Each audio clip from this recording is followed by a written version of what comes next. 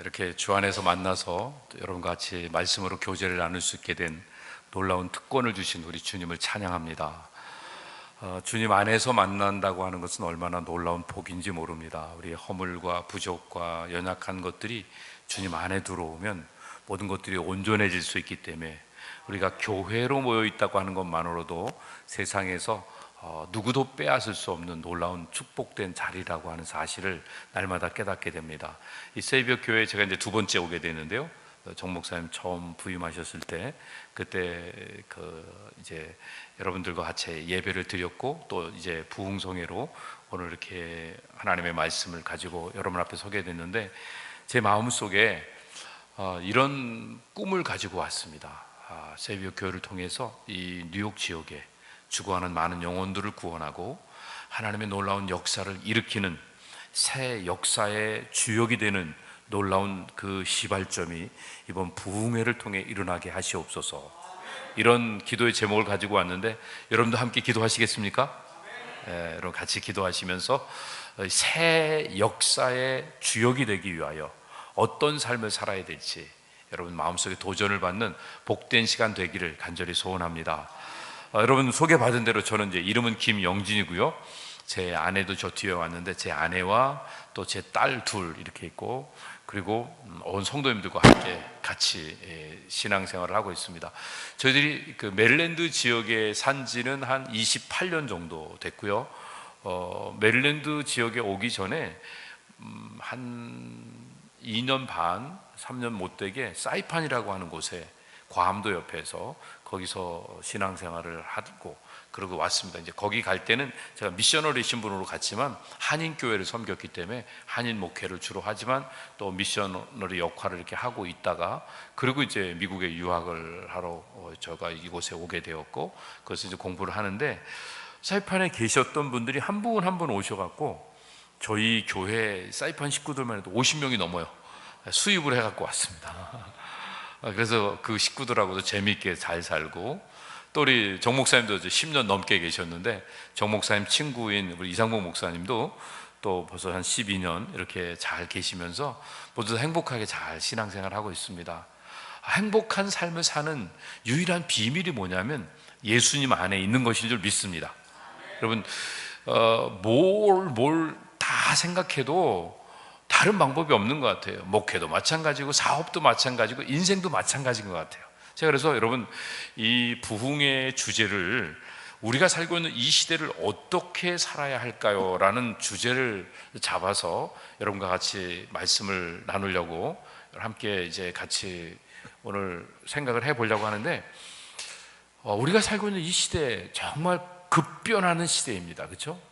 뭐 얼마나 빨리 변하는지 우리가 살고 있는 이 시대를 광속시대라고 그래요. 광속시대가 뭔지 아시죠? 빛의 속도만큼 가는 거예요. 근데 우리 전의 시대는 저광속시대라고 그랬어요.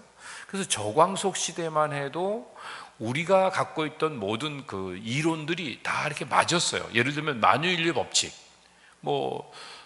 뉴턴이 얘기했던 그것만 가지면 모든 것들을 다 이렇게 대입해서 과학적인 논리를 다 전개해 나갈 수 있었거든요. 그런데 어느 날 상대성 이론이 발견되고 나면서부터 그 만유인력 법칙이나 에너지 질량 보존 법칙 이런 것만 갖고는 설명이 안 되는 일들이 너무 많은 거예요. 그런데 이제는요 양자역학이라는 퀀텀 듀얼리라고 하는 걸 여러분 이제 많이 들으시죠? 이 양자역학이 되면서 이제는 광속시대도 아니고 초광속시대가 된 거예요. 아니 전에는 에너지를 줘야지만 물질이 움직이고 변화가 일어났단 말이에요. 근데 이제는 에너지가 가해지지 않았는데 만유인력 법칙으로 끌어당기는 힘이 없는데도 떨어지고 움직이는 현상이 있는 거예요. 이게 어떻게 된 건가? 설명을 할 수가 없는데 이제는 과학자들이 그걸 설명하기 시작합니다. 이게 영적인 세계인 거예요. 그냥 과학자들 얘기로 하면 의식의 세계인 거예요.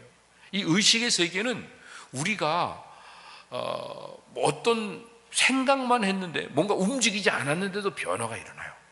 여러분 자동차 타고 옆에 가다가 보면 이상하게 저 사람이 날 꼭 쳐다보는 것 같고 그래서 유리창이 몇 겹 있는데도 무슨 느낌이 있어갖고 보면 그 사람이 날 쳐다보고 있을 때가 있죠.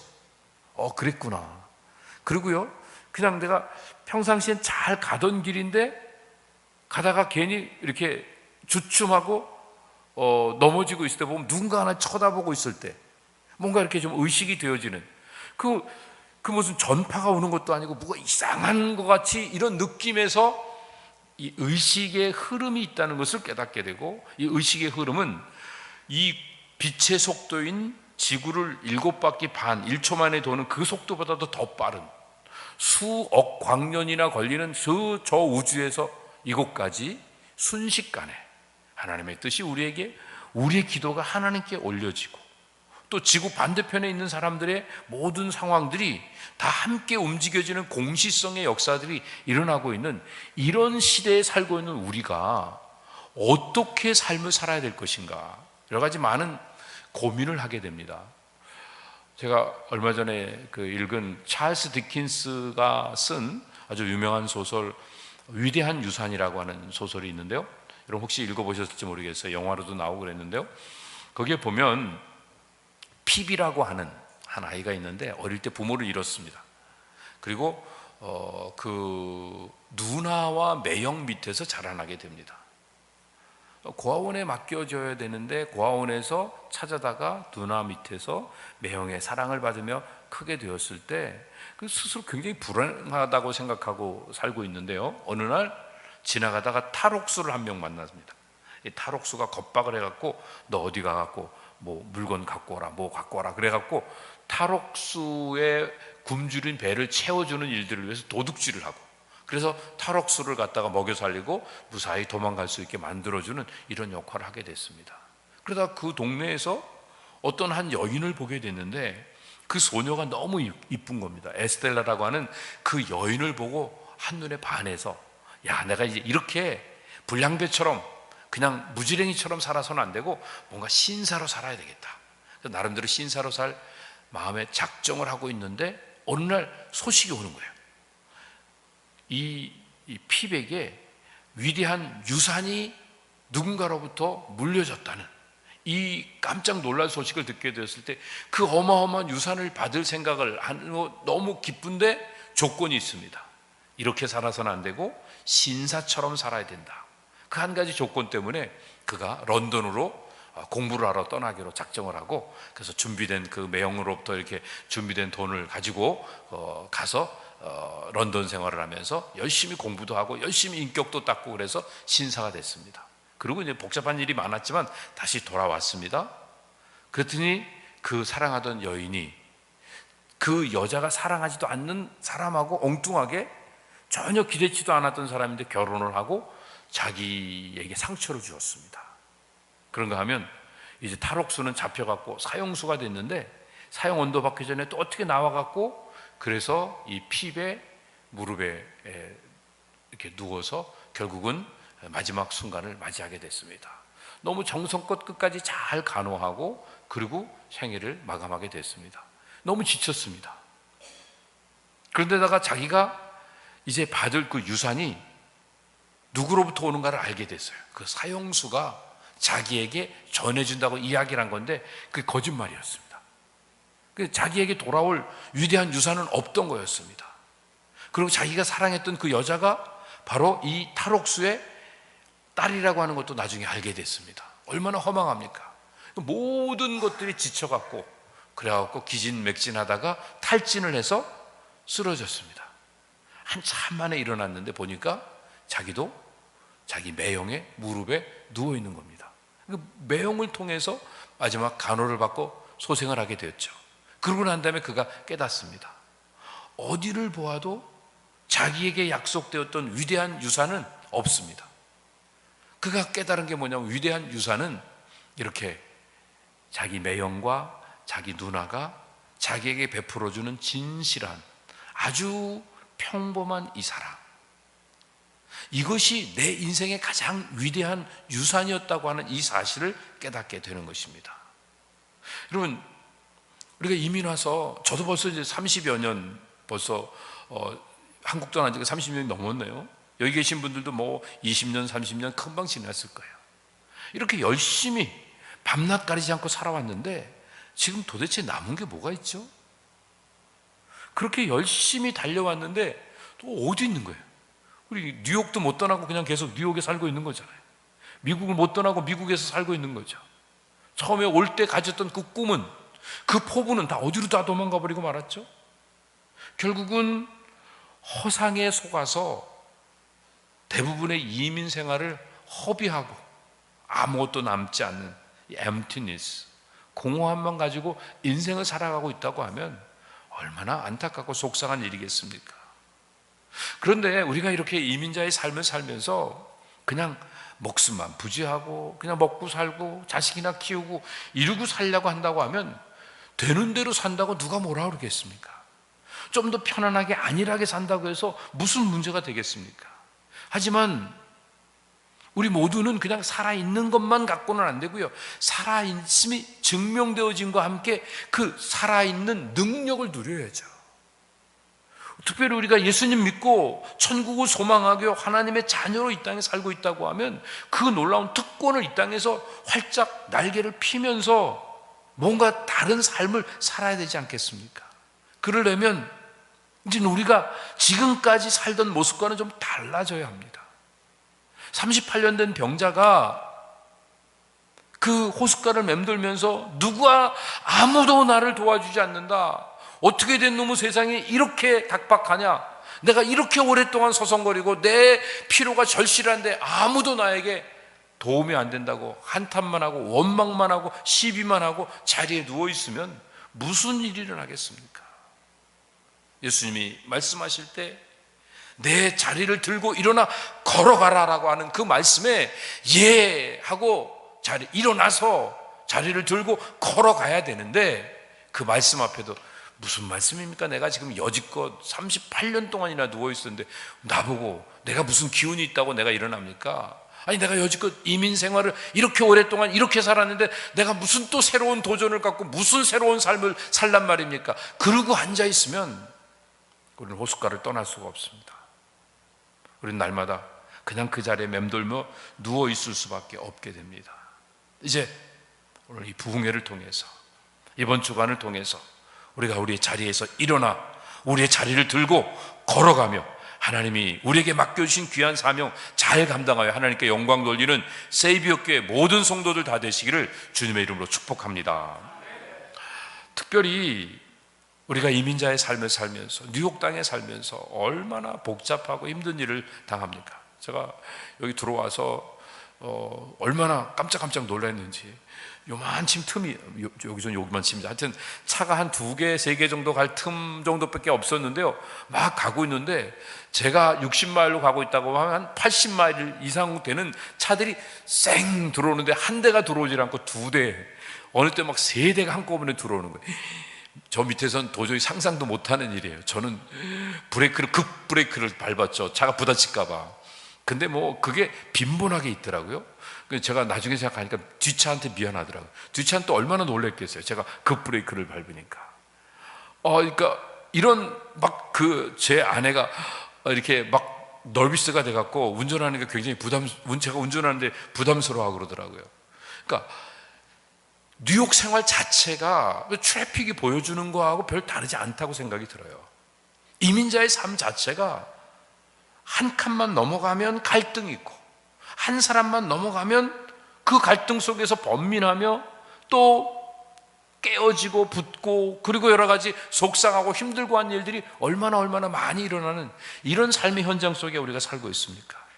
그런데요, 우리가 우리의 삶에 일어날 수 있는 갈등을 외면하기 위해서 혼자 내 삶을 따로 떨어뜨려 놓기 시작하면 우리의 삶은 결국 도태되어질 수밖에 없게 됩니다. 우리가 해야 될 일은요, 갈등을 받아들이는 겁니다. confrontation, 마주쳐서 직면해서 이겨나가는 일들이 필요합니다. 그렇지 않으면 그 갈등보다 더 큰 갈등들이 우리의 삶에 계속 반복적으로 올 수밖에 없게 됩니다. 고난을 외면하는 사람은 성장할 수 없습니다. 결국에 가서는요, 아무런 변화도 일어나지 않게 되어지는 것입니다. 하나님께서는 이스라엘 백성들을 많은 사람들 가운데 특별한 존재로 불러 주셨습니다. 마찬가지로 하나님께서는요, 우리 한인 이민자들을 특별한 존재로 불러주셔서 우리를 이민자의 삶을 살아가게 하시는 겁니다. 요즘 생각하면 우리 괜히 이민 온 것 같은 느낌도 있죠. 어제 누가 이렇게 만났는데 한국 갔다 오신 어떤 목사님이 한국의 목사님들은 뭐 이러고 막 얘기를 하는데 너무 그 한국의 목사님들이 부러워갖고 입을 이렇게 다물질 못하시고 계속 막 부러워서 말씀하시더라고요.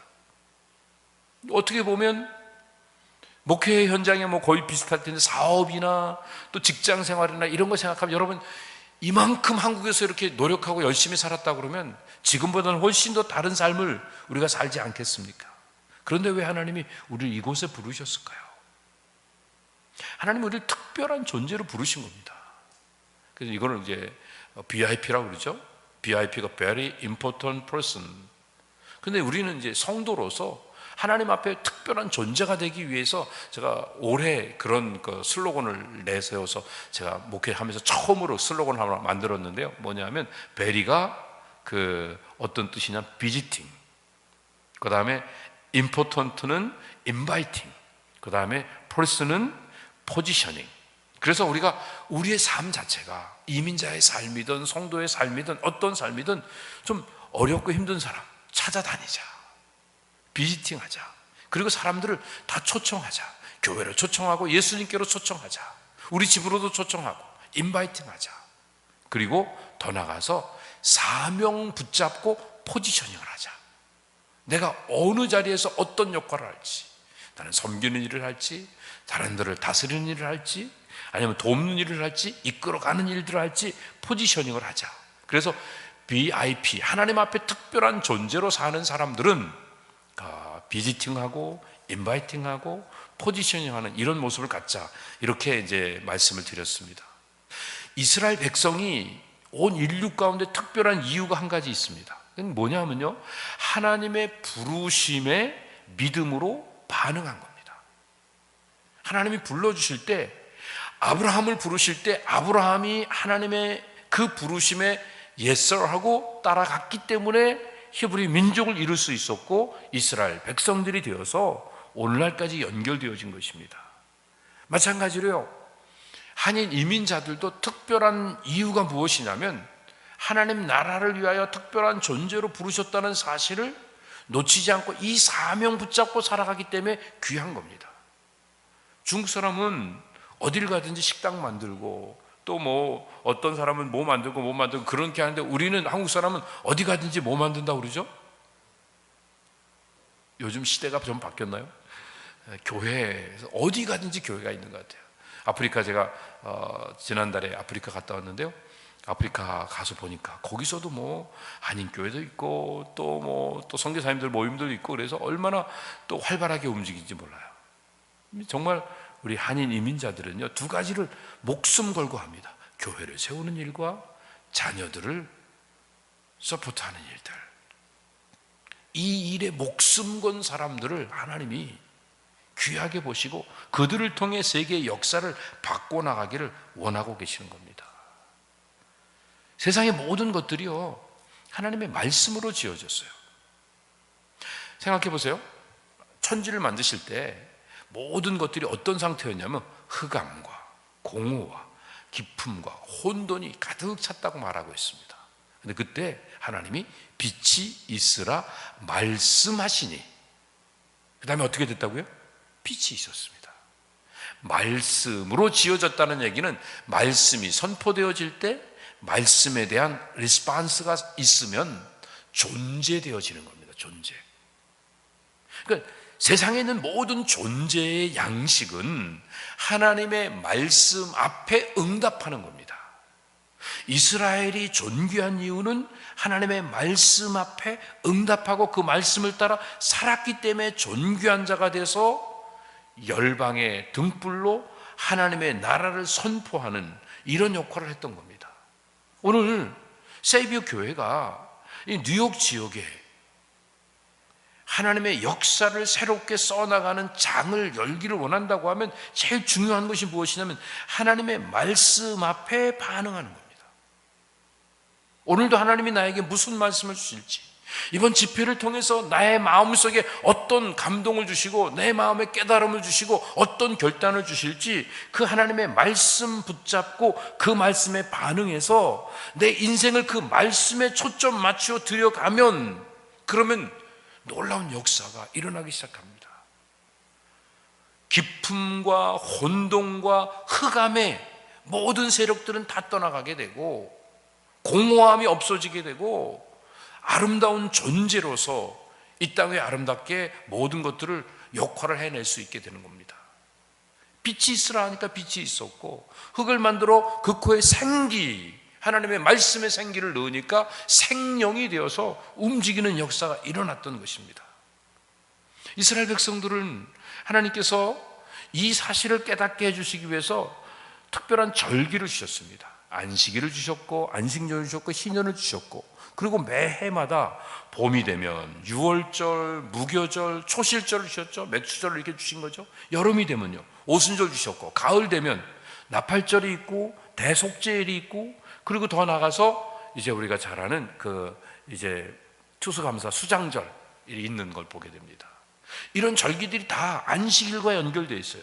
안식일이 포함되어 있든지 아니면 안식일에 이 절기가 지켜지든지. 그래서 그 안식일이 되면 뭐 합니까? 함께 모여 예배를 드립니다. 그 예배를 드리면서 무엇을 합니까? 찬양을 합니다. 감사를 드립니다. 그래서 역대상에 보면 하나님이 하나님의 백성들을 통해서 찬양을 받으시기를 원해서 찬양대원들 중에 리더들을 세우셨습니다. 레위인들을 통해서 예배를 수정하게 하셨죠. 그래서 우리 이사야에서 말씀하고, 내 백성을 지은 목적이 하나님의 이름을 높이고 찬양케 하기 위해서 지었다고 말씀하시는데, 그 찬양을 위한 세 사람을 대장으로 세워주셨는데요, 첫 번째가 누구냐면 해만이라고 하는 사람이고, 두 번째가 아삽이라고 하는 사람, 세 번째가 여두둔이라고 하는 사람입니다. 여러분 한 번씩 다 들어보셨죠? 해만은 누구냐면 요엘의 아들입니다. 근데 또 요엘이 누군지 알아야죠. 요엘은 사무엘의 아들입니다. 여러분 생각해 보세요. 사무엘. 그런데 그 사무엘이 그 아들의 아들, 내려올 때까지 얼마나 이스라엘 전체의 나라가 세워지기 전에 모든 사람에게 존경받는 훌륭한 가문의 자손인 것을 자랑스럽게 생각하면서 살아가고 있겠습니까? 그런데 그 해만이 이스라엘의 초대왕 사울과 다윗의 위임식에 참석해서 하나님께 찬양을 드립니다. 얼마나 겸손한 겁니까? 자기의 모든 할 수 있는 역량이나 자기의 모든 나름대로의 지위, 이런 것들을 다 내려놓고 겸손하게 하나님만을 높이기 위하여 낮아질 대로 낮아지고 있는 이 해만의 모습, 하나님은 이 해만과 같은 찬양을, 이런 감사를 받으시기를 원하셔서 해만을 그 자리에 세우셨습니다. 오늘 우리 성가대원들과 우리 온 성도들이 주님 앞에 나와 예배를 드릴 때마다 이 부분을 놓쳐서는 안 됩니다. 내가 갖고 있는 자랑스러운 것들을 드러내놓고 다른 사람 위에 서는 것이 아니라, 다른 사람들을 존중하고 세우기 위하여 나를 가능한 한 낮추는 것이, 이것이 진정한 찬양이고 예배의 모습인 것입니다. 그런데다가 아삽은, 여러분 아삽의 시라고 하는 것을 보면 얼마나 맑은 영혼의 그 깊은 울림이 있는지 모릅니다. 순수하게 하나님 앞에 하나님의 사랑하는 마음 가지고 하나님과 동행하는 아름다운 시를 지었던 그 시편, 하나님은 늘 하나님과 동행하는 사람의 순수한 마음의 찬양을 들으시기를 원하십니다. 그래서 그 찬양의 시, 아삽의 시가 계속 곳곳에 있습니다. 근데 이제 보면요, 여두둔이 있는데, 여두둔은요, 여두둔의 법칙에 맞춘 시, 이런 것들이 나와요. 무슨 시에 이런 여두둔이라는 단어가 들어가 있냐 하면, 현실적으로는 너무 어려워요. 상황으로 봤을 땐 도저히 가능하지 않아요. 그런데 믿음으로 그 일을 이겨낼 수 있다고 확신하며 하나님께 찬양을 드리는데, 감사 찬양을 드리는 겁니다. 현실적으로는 도저히 감당할 수 없어요. 하나님이 함께 하신다는 믿음 때문에 먼저 하나님이 이루실 것을 바라보며 할렐루야 감사 찬양하며 영광 올려드리는, 이런 게 여두둔의 법칙이에요. 우리 세이비어 교회 온 성도들도 여두둔의 법칙을 가지고 찬양하며 살아가기를 주님의 이름으로 축복합니다. 눈에 보이는 대로 찬양하는 게 아니라 보이지 않는 그 하나님의 약속을 믿기 때문에 먼저 감사를 드리는 겁니다. 겸손히 낮아져서 신실하게 하나님 앞에서 순수하게 하나님을 바라보며 하나님을 사모하고 하나님과 동행하는 가운데 하나님의 말씀에 귀를 기울이고, 그리고 그 약속을 온전히 신뢰함으로 먼저 하나님께 감사와 찬양을 드리는 이런 예배를 하나님이 지금도 우리에게 원하고 계십니다. 누가 겸손하게, 진실하게, 그리고 더 나아가서 감사하면서 이렇게 예배드리고 찬양을 드릴 수 있을까요? 우리 성가대원들은 다 그렇게 할 줄로 믿습니다.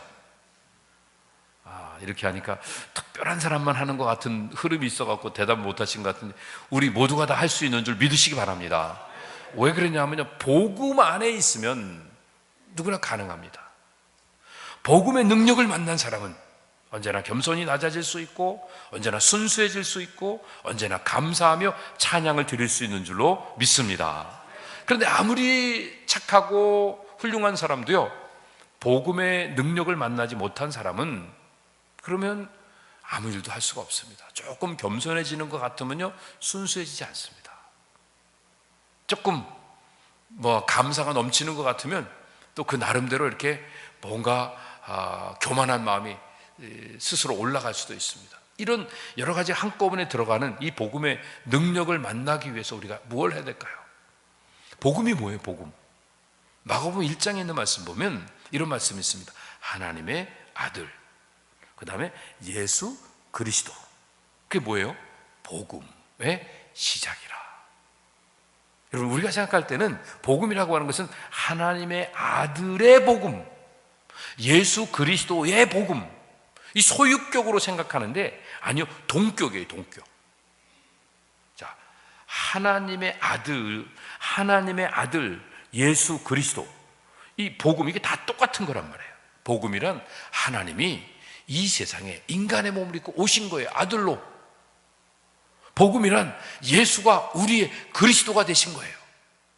이게 복음인 거예요. 이 복음을 어떻게 하는 게 복음을 만나는 거? 영접하는 자, 곧 그 이름을 믿는 자들에게 하나님의 자녀가 되는 권세를 주신다고 했으니까 영접하는 거란 말이에요. 우리가 복음을 믿어야 되잖아요. 복음을 받아들이는 거예요. 뭘 받아들여요? 뭘 믿어요? 하나님이 인간의 몸을 입고 이 땅에 오신 걸 믿는 거예요. 누구 때문에? 나 때문에. 그리고 또 뭘 믿어요? 하나님이 나를 대신해서 행하신 이 일을 믿는 거예요. 무슨 일을 하셨죠? 나를 섬기시고 또 나를 인도하셔서 십자가에 앞에 서게 하셔서 십자가에서 대신 죽으시고 부활하신 사건.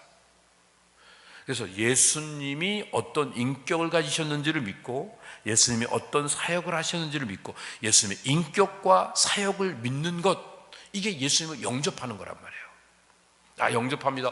주여 내 마음 오시옵소서. 그런데 하나님이 뭐 때문에 나 때문에 왔는가? 아이고, 예수님이 십자가에 죽으셨지만 나는 여전히 그거하고는 상관없이 나는 여전히 죄에 그냥 끌려다닌 사람이다. 그러면 믿음이 아닌 거예요.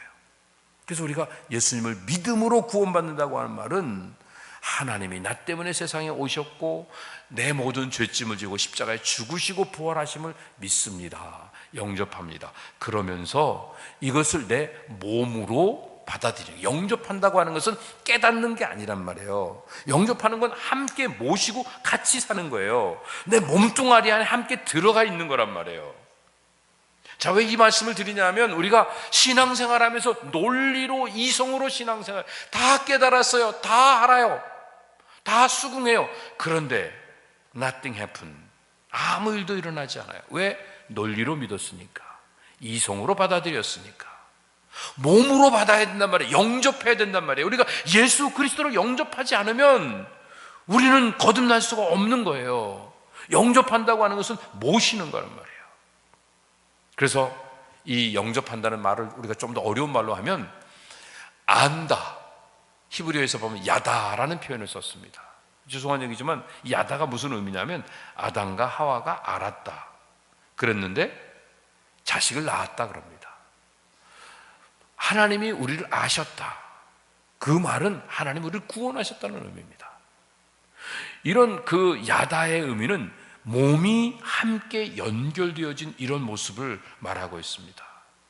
논리로 들은 사람은 기억도 가물가물해져요. 조금만 지나면. 그리고 내 삶에 아무런 변화도 일어나지 않아요. 딴 사람한테 증거도 못해요.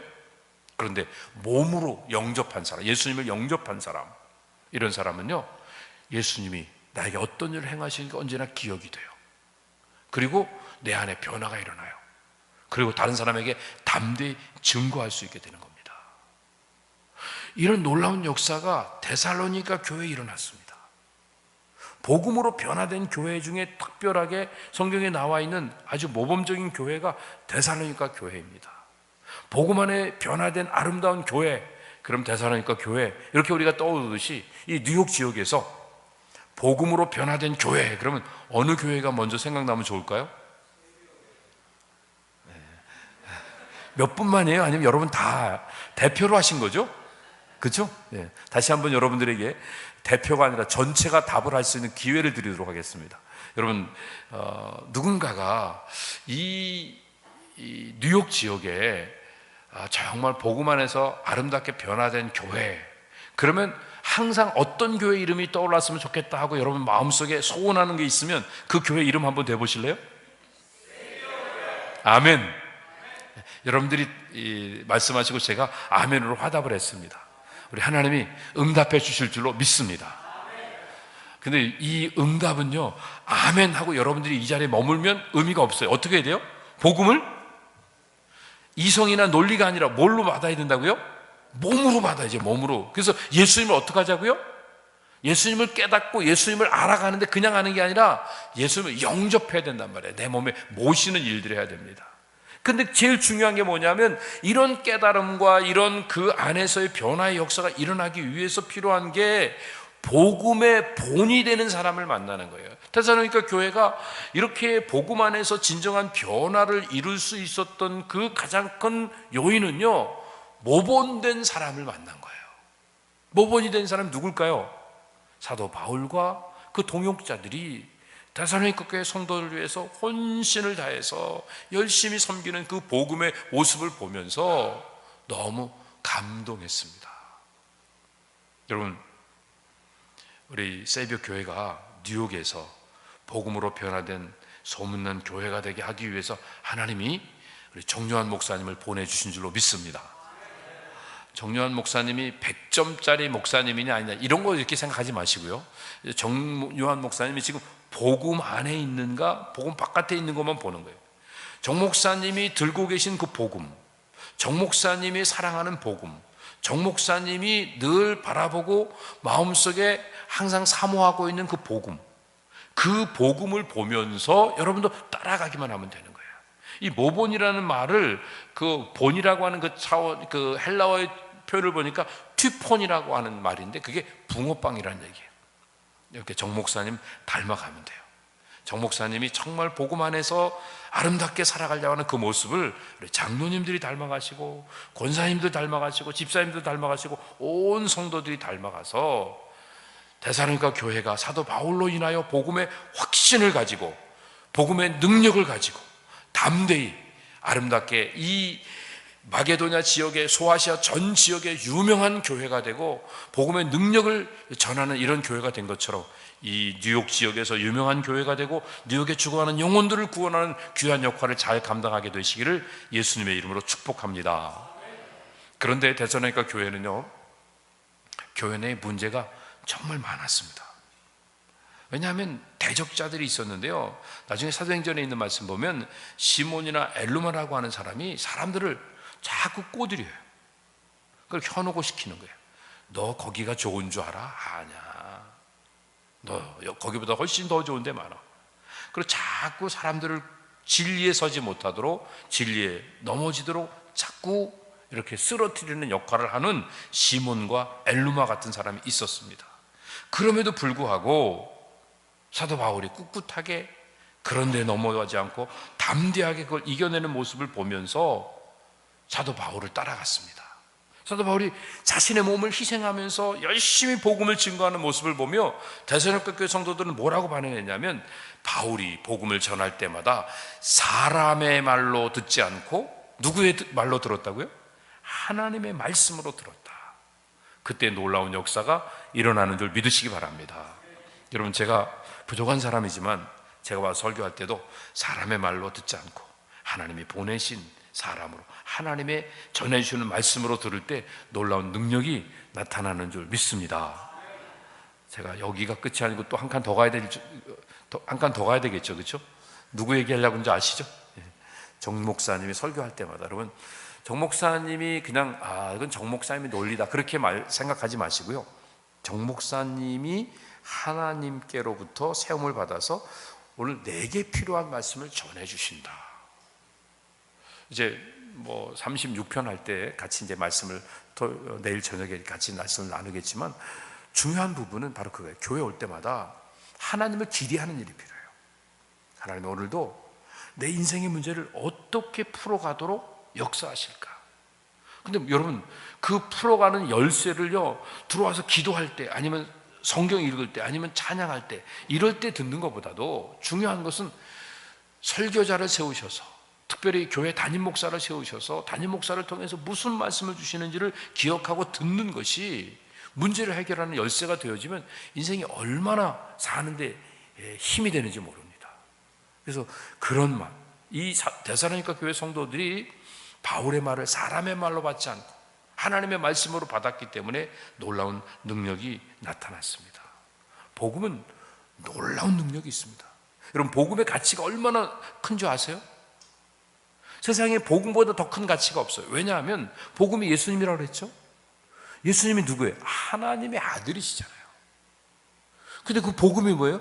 하나님의 아들이 세상에 나 때문에 오셔서 내 모든 죄짐을 지고 십자가에 죽으신 것 말이에요. 이 복음이 하나님만큼 가치가 있는 거란 말이에요. 하나님하고 동일하게 가치가 있는 거니까 얼마나 놀라운 겁니까? 근데 왜 우리는 복음을 너무 우습게 여기죠?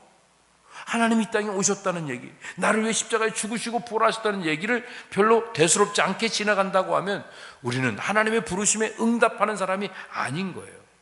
왜 하나님이 복음을 주셨죠? 그건요, 하나님과 화목하게 하여서 하나님 안에서 구원을 이루게 하기 위해서 우리가 하나님과 화목하는 삶을 살아가야 되는 겁니다. 그러면 이 복음의 열매가 뭐예요? 복음을 받은 자들은 하나님과 화목해서 거듭나는 거예요. 새 사람이 되는 겁니다. 옛사람은 지나가고 새 사람이 되는 역사가 나타나는 거예요. 그럼 이 새 사람을 입은 사람들은 어떤 삶을 사는가? 복음 안에 있는 사람은 이 변화된 모습을 갖게 되는데, 어떤 변화가 있냐면 두 가지 변화가 있습니다. 먼저 사랑의 대상이 바뀝니다. 썩어져갈 이 땅에 있는 것들을 살아가지 않고 영원한 하늘의 것들을 살아갈 수 있고요. 그리고 이 사랑의 방식, 삶의 방식이 바뀝니다. 살아가는 방식이 내가 뭔가를 막에 대해서 높아지려고 하는 게 아니라 내 자신을 비워가면서 낮아져서 겸손해질 수 있는 이 모습을 가질 수 있게 됩니다. 왜? 나는 이미 따놓은 상급이 있고 따놓은 구원이 있으니까 염려할 게 없는 거예요. 여러분, 요한계시록에 보면 적그리스도와 또 진짜 그리스도의 구별을 우리가 쉽게 할 수 있습니다.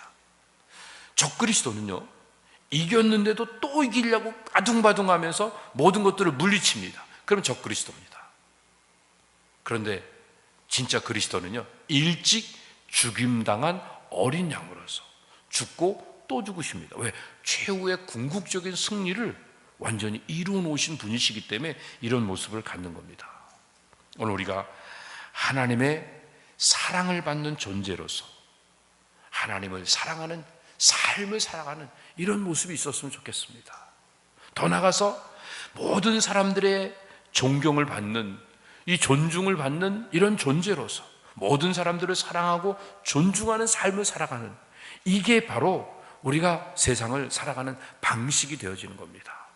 우리가 사람들에게 먼저 대접하고 먼저 사람들에게 내 자신을 낮출 수 있는 건 하나님이 나를 사랑하셨으니까, 하나님이 나에게 모든 것들을 허락하셨으니까.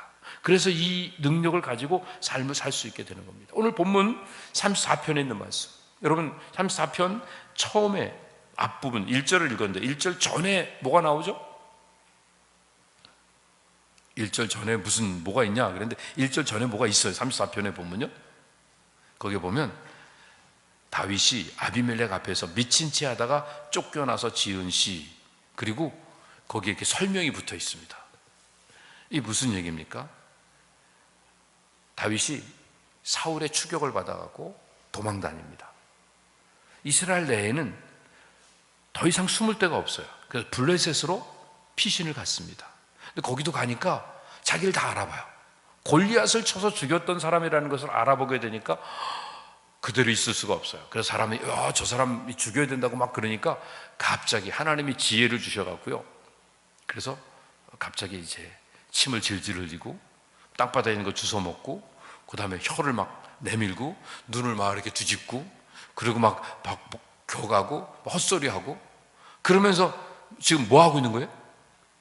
미친 척하고 있는 거예요. 지금 안 미쳤는데 미친 척한. 그러니까 야, 저런 인간을 어떻게, 어이구, 하나님이 어떻게 저런 사람을 쓰셨지? 그러면서 더 이상 이제 죽일 가치도 없으니까 그냥 내버려 둬라.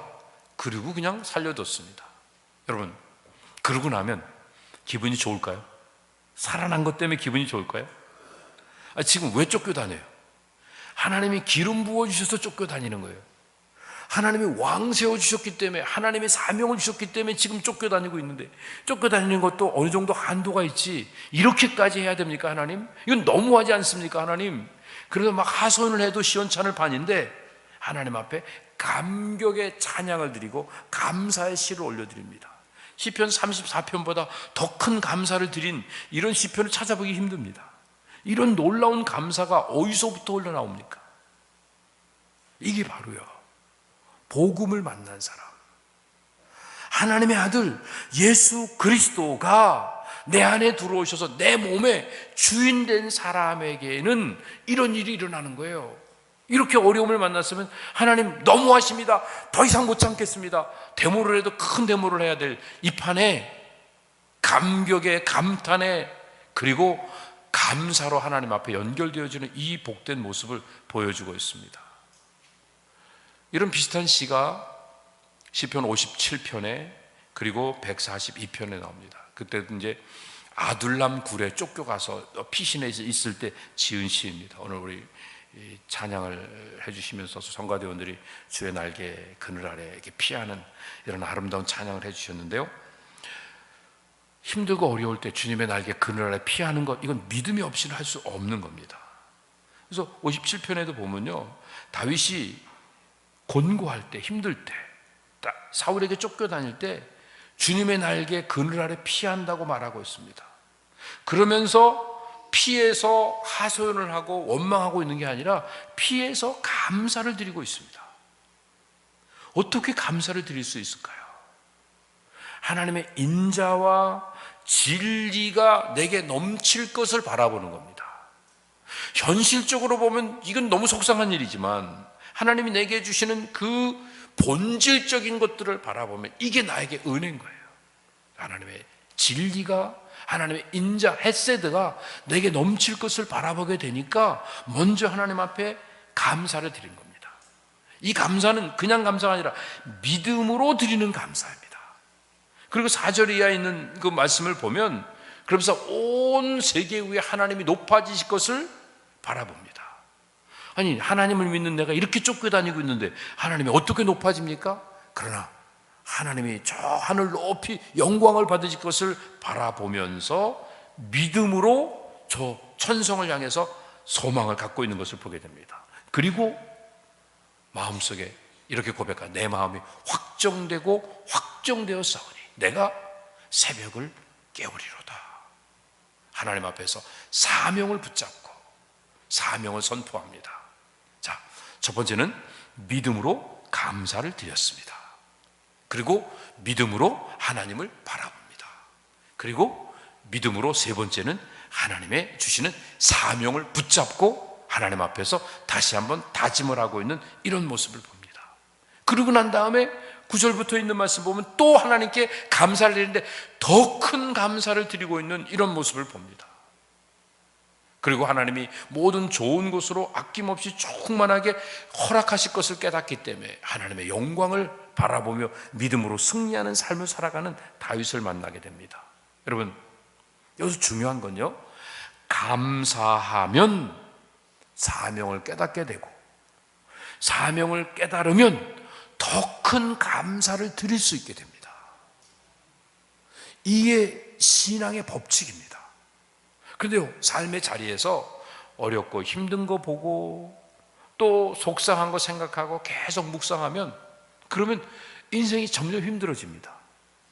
제가 좀 어리석었던 기억이 있는데, 늘 많지만 아주 제일 어리석었던 기억 중에 하나가 군대 갔을 때입니다.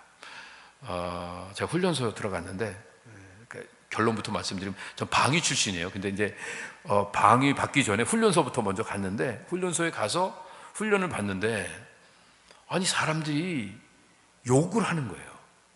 저는 그때까지 뭐 욕도 뭐 거의 안 해보고 욕도 별로 이렇게 들어보지도 않고 지냈는데 사람들이 욕을 하는데 욕을 못 아주 이상한 욕을 해요. 처음 듣는 욕도 너무 많으니까 그 뜻을 자꾸 생각을 하는 거예요.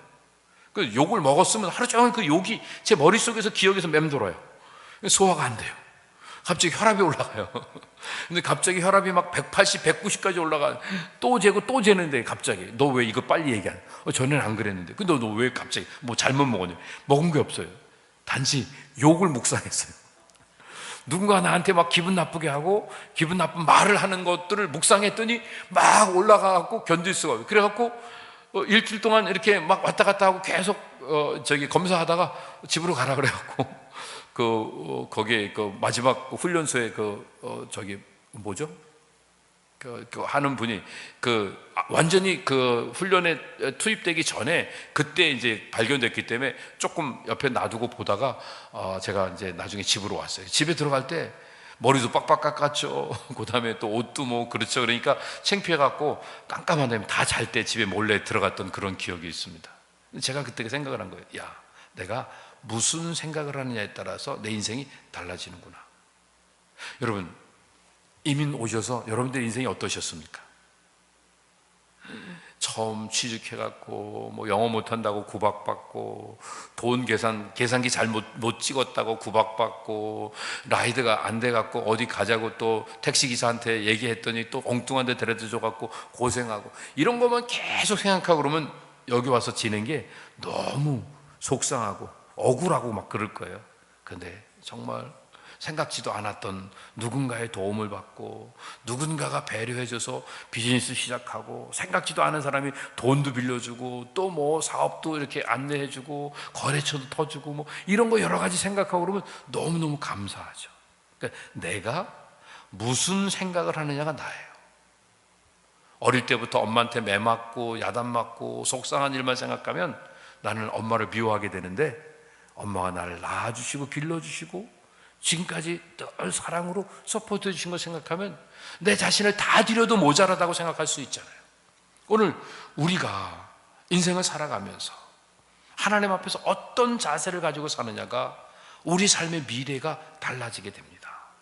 감사를 가지고 하나님 앞에 엎드려 찬양을 드릴 때 사명이 깨달아지고 사명이 깨달아지면 더 큰 감사로 세상을 보는 시각이 달라지는 겁니다. 그래서요, 다윗은 보면 이 감사를 드리기 전에는 시편 57편에 있는 말씀 보면 자기 영혼이 죽은 자와 같았고 불구덩이에 있는 자와 같았고 그리고 창칼 웅덩이 속에 창칼이 막 날라오고 웅덩이 속에 갇힌 자 같았다고 고백을 합니다.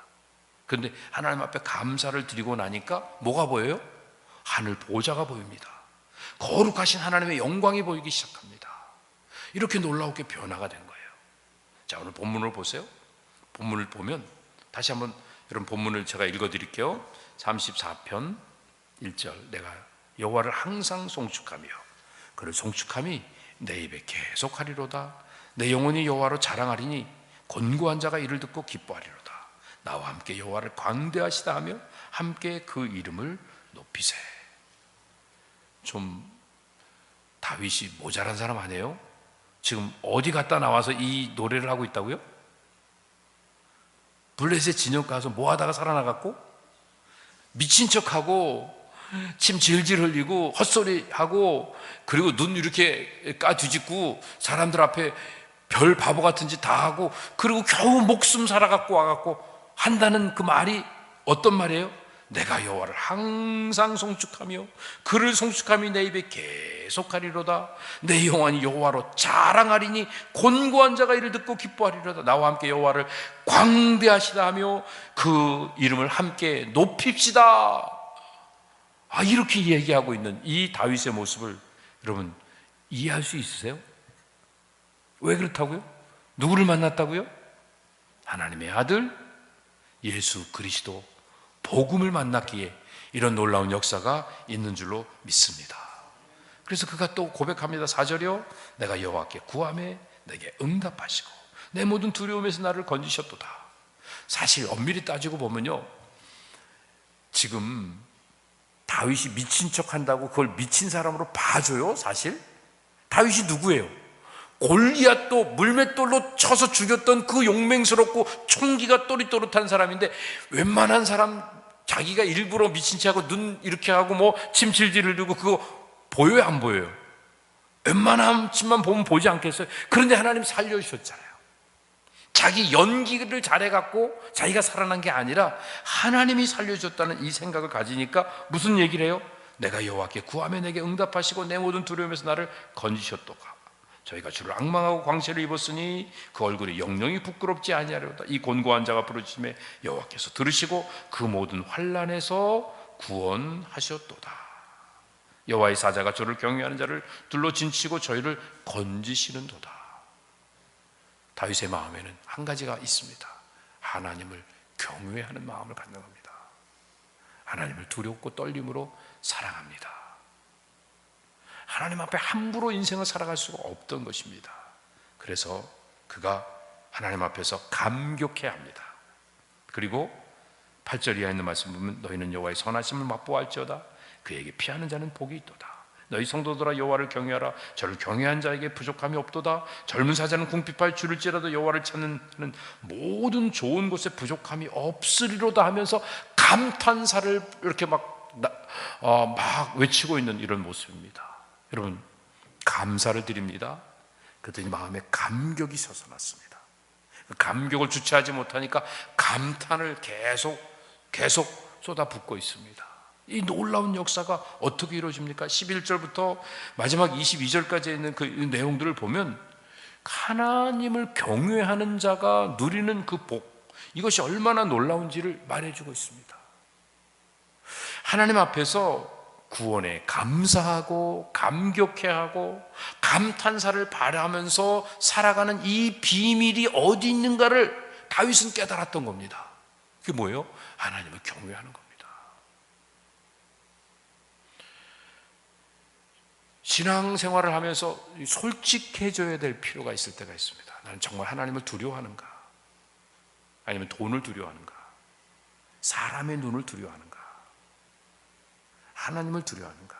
난 하나님 앞에서 사는가? 사람들 앞에서 사는가?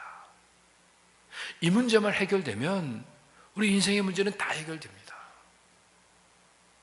사실은 경제가 어렵고 사업이 안 되고 애들이 속색이고 부부가 또 갈등이고 이런 거 다 지나가는 거예요. 아무것도 문제가 아니에요.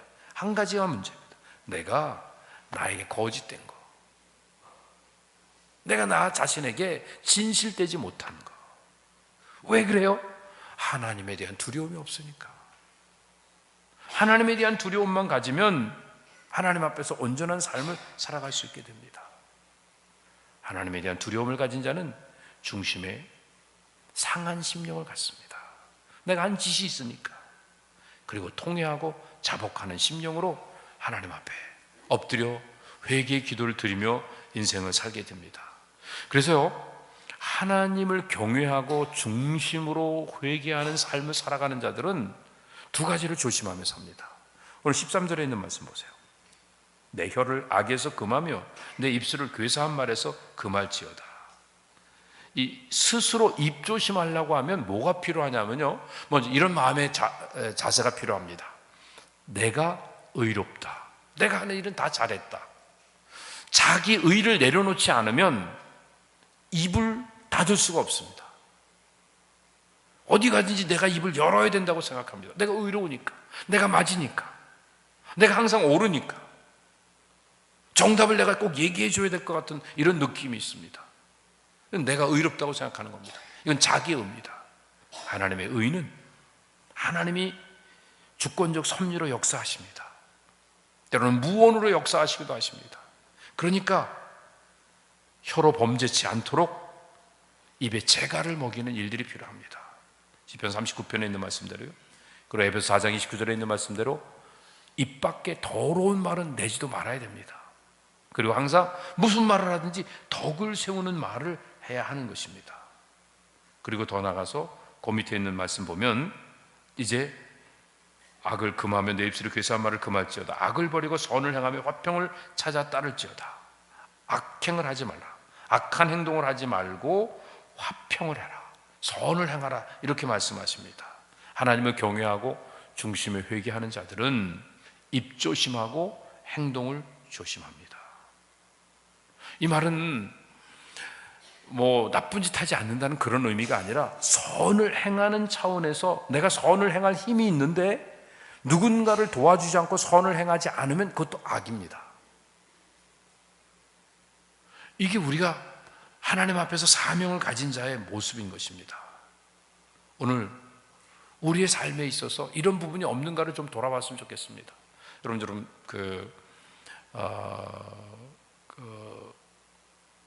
아비가일 잘 아시죠, 여러분? 다윗의 나중에 아내가 되었던 아비가일의 남편 나발은 포도원 주인으로 다윗이 배고파했을 때 먹을 걸 달라고 그러니까 안 줬잖아요. 그죠? 결국은 그가 이제 마비가 돼갖고 결국 죽고 말아요. 근데 그 옆에서 지혜롭게 그 남편의 잘못한 것들을 무마시키면서 사람들을 대접을 했죠. 선을 행했죠. 결국 다윗의 아내까지 되었습니다. 힘이 있는데 안 하고 선을 베풀지 않고 있는 것도 악이라는 생각을 하면서 구체적으로 하나님을 두려워하는 마음으로, 하나님을 경외하는 마음으로 할 수 있는 대로 선을 베푸는 일들이 필요한 것입니다. 그런 일들을 통해 하나님의 나라가 아름답게 확장되어집니다. 여러분, 여러분들이 뿌려놓은 씨앗이 여러분들의 교회로 열매 맺혀지도록 하나님 반드시 역사하실 것입니다. 어떤 모습을 가질 때? 하나님을 경외할 때. 오늘 우리 인생에서 아주 중요한 부분이 바로 이겁니다. 내 인생을 돌아보면서 하나님께 감사를 드리면 사명 깨닫게 해주시고, 사명을 깨달으면 충성하게 되잖아요. 충성하면 위대한 역사를 이룰 수 있습니다. 근데 문제는 뭐냐면 이 어려운 삶의 환경에서 어떻게 감사를 할 수 있는가? 성경이 얘기하기를 항상 기뻐하고 쉬지 말고 기도하고 범사에 감사하는 거, 이거 아무나 할 수 있습니까? 이건 천사나 하는 거지. 우리가 어떻게 항상 기뻐하고 쉬지 않고 기도하고 범사에 감사할 수 있는가? 전혀 현실적으로 가능하지 않은 얘기라고 생각이 듭니다. 맞습니다. 왜 맞다고 그러냐면 현상으로는 하지 못합니다. 본질적으로만 이 일을 할 수가 있게 되는 겁니다. 본질을 바라보고 본질을 추구하는 자, 이 본질인 사랑을 추구하는 삶 사는 자, 이런 자만 이 일을 할 수 있게 되는 것입니다. 우리가 이 땅에서 해야 되는 일은 주님이 주신 5가지 사명 있잖아요. 생육하고 번성하고 충만하고 정복하고 다스려라. 전체를 말하면 다스리며 세상을 다스리는데 뭘로 다스려요? 생명으로 다스리는 겁니다. 복음으로 다스리는 겁니다. 하나님의 은혜로 다스리는 겁니다. 이 다스림은 섬김에 다스린 것입니다. 그래서 이 생명의 다스림을 하기 위해서 우리의 것을 나눠주는 거예요. 우리가 가진 것 중에 제일 귀한 게 뭐예요? 복음이잖아요. 예수 그리스도 하나님의 아들, 이 생명을 나눠주는 일들을 위해서 우리가 할 수 있는 일이 뭐예요? 항상 기뻐하는 겁니다. 쉬지 말고 기도하는 겁니다. 범사에 감사하는 겁니다. 항상 기뻐한다는 말은 다른 말로 말하면 모든 일을 할 때요, 너무 무겁게 생각하지 말고요, 삶을 단순하게 그리고 가볍게 살아가는 일이 필요합니다. 삶의 심플리시티, 한꺼번에 너무 많은 일을 하려고 하지 마세요. 그럼 기쁨이 사라지게 됩니다.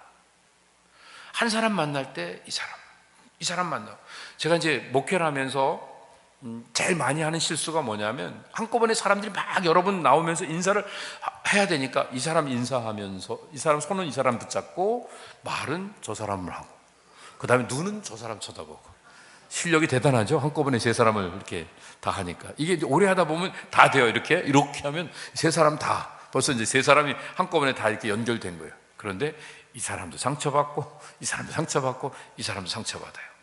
단 저에게 마음이 이렇게 좀 이렇게 떨어져 있고 속상한 일이 있는 사람은, 근데 그렇지 않고 저를 이렇게 이뻐하고 여전히 저를 위해서 기도해 주시는 분은 다 그냥 여전히 아이고 목사님 얼마나 바쁘시고 참 목사님 너무 피곤하시겠다, 이게 그냥 인사만 못하고 또 말도 하고 또 눈도 저도 쳐다봐야 되고 뭐 그렇게 생각하는데, 그런데 효과가 안 나요.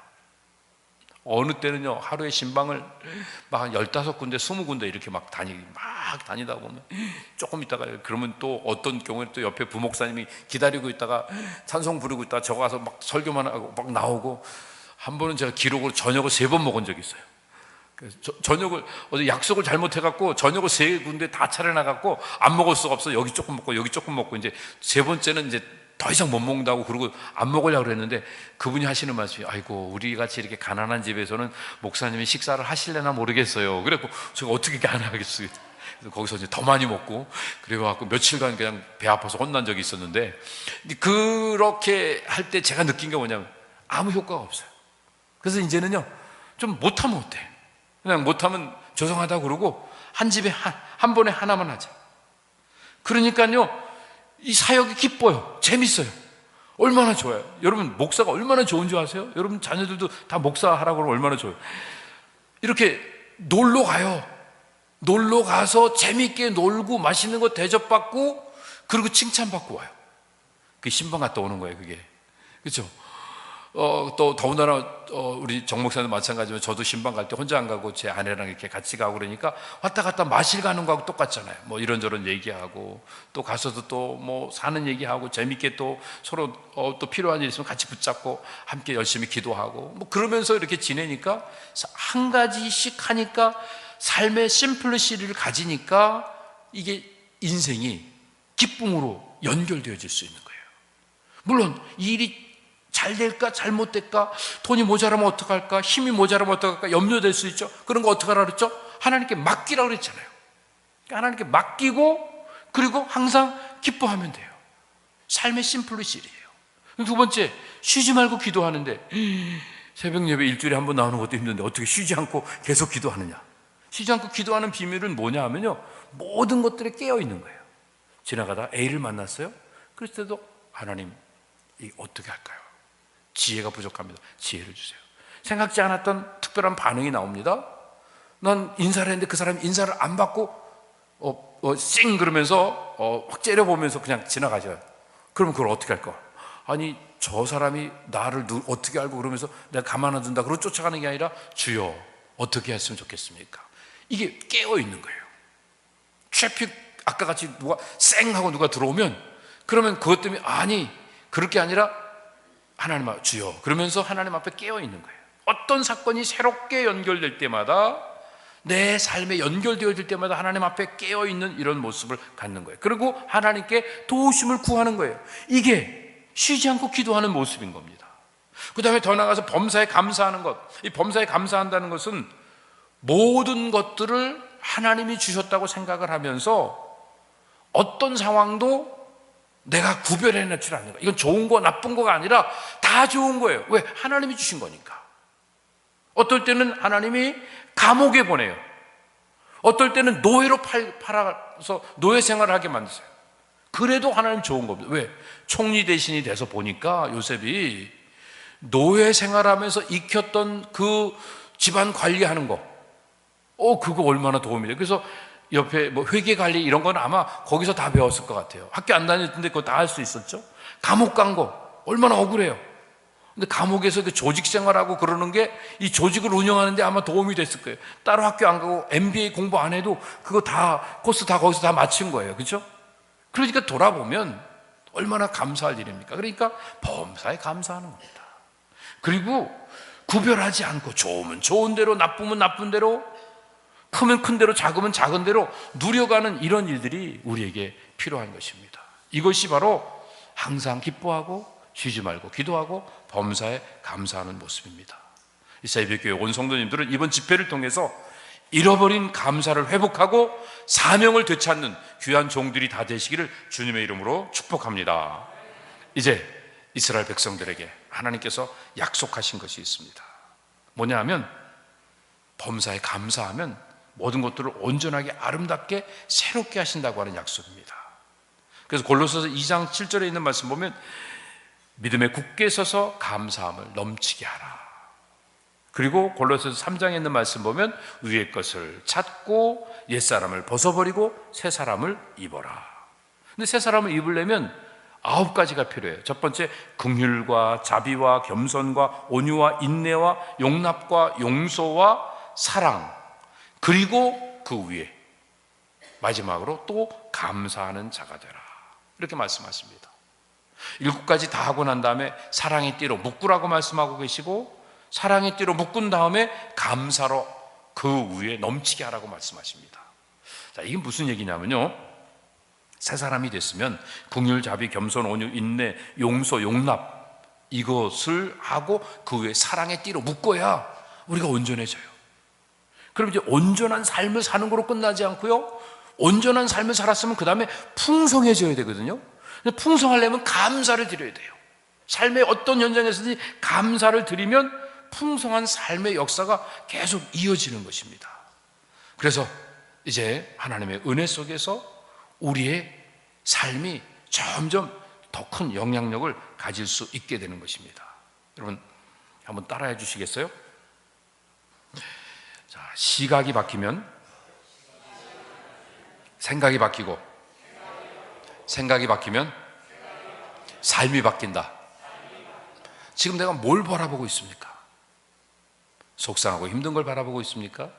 아니면 감사하고 좋은 것들을 바라보고 있습니까? 우리 주님의 십자가를 바라보며 복음을 받아들여야 됩니다. 예수 그리스도를 영접하는 일들이 필요합니다.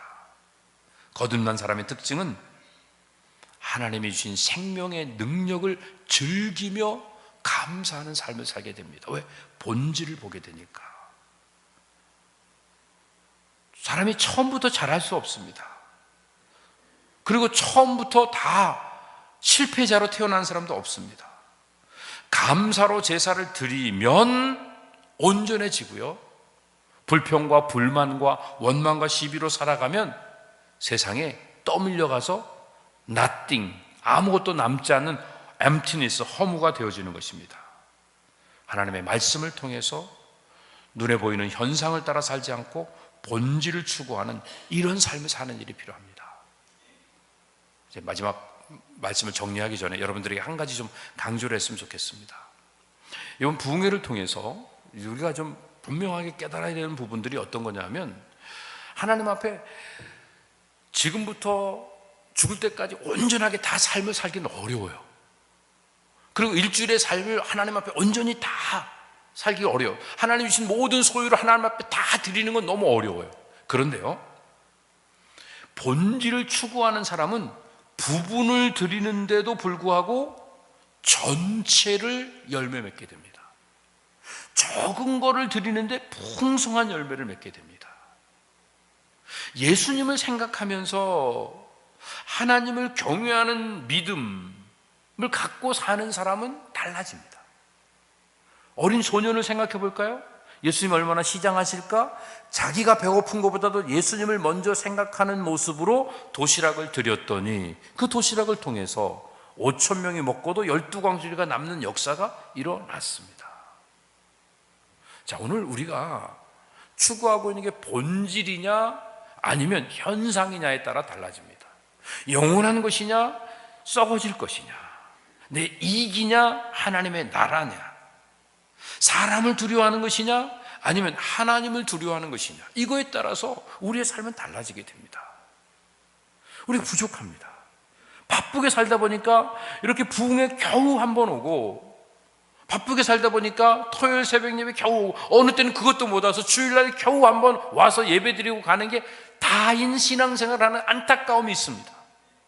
그런데 이거면 됐지, 주일날 안 나오는 사람도 있는데, 그래서 나는 와서 헌금도 하잖아, 나는 와서 봉사도 하잖아, 그러고 위안을 삼는 게 아니라 하나님을 경외하는 마음으로, 내 전체를 드리는 마음으로, 작은 부분을 드리지만 본질을 추구하는, 정말 주님의 사랑을 입은 자답게 주님께 사랑을 올려드리는 이 마음으로 우리가 예배를 드리고 봉사를 드리고 헌금을 드리면 이건 놀라운 역사로 연결되어서 오병이어의 기적의 역사가 우리 세비어 교회를 통해서 일어나게 될 줄로 믿습니다. 그런데 현상을 추구하면 거의 다 드려요. 거의 교회 와서 살아요. 거의 수입의 대부분을 교회에다 헌금을 해요. 그런데도 결국은 남는 게 아무것도 없어요. 아니, 아나니아 삽비라 생각해 보세요. 재산의 절반씩이나 하나님께 갖다 바치고 그것도 벼락 맞아 죽어서 얼마나 억울하고 안타깝습니까?